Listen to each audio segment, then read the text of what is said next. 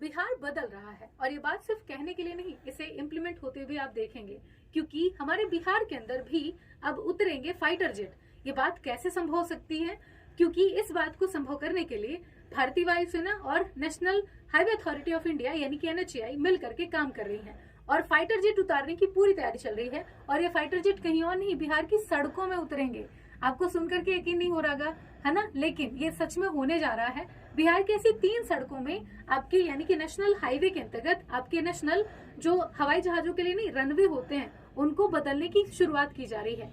सबसे पहला जो हाईवे रनवे होगा, इन्हें आप देखें, यहाँ पे देख सकते हैं emergency landing facility centre Bihar के 3 सड़कों पर निर्मित किए जा रहे हैं, जिनमें पहला जो सेंटर है वो स्थापित होगा पटना पुणे एक्सप्रेस वे पर और इसकी लागत करीबन आपके 18,242 करोड़ रुपए की होगी और इसमें 245 किलोमीटर सड़क का विकास किया जाएगा रनवे को हाईवे में बदलने के लिए। दूसरी जो सड़क है वो निर्मित हो रही है आपके गोरखपुर से सिलीगुड़ी के बीच में। इसकी जो लागत है आपके 23,434 करोड़ रुपए के आसपास बताई जा रही है और इसमें भी आप दूसरी जो सड़क है वो निर्मित हो रही है आपके गोरखपुर से सिलीगुड़ी के बीच में, जिसकी लागत आ रही है 23,434 करोड़ रुपए की।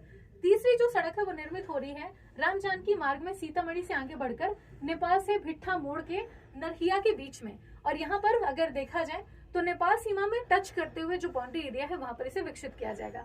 तो कहीं ना कहीं अब बिहार में आपके नेशनल हाईवेज को रनवे में बदलने की जो कोशिश है वो हो रही है। और इसका मेन जो फोकस एरिया वो क्या है कि भारतीय वायुसेना चाहती है कि अगर कभी हमें इमरजेंसी लैंडिंग करनी पड़ी तो हम जो हाईवेज हैं उनको रनवे में कन्वर्ट कर सके। और इसके लिए जरूरी है कि वहां की जमीन आपके क्या कहते हैं उनमें कोई उतार चढ़ाव ना हो, प्लेन सपाट एरिया हो, जो कि बिहार में मौजूद है। अब इस बात को लेकर के आप क्या कहेंगे, जरूर बताइएगा।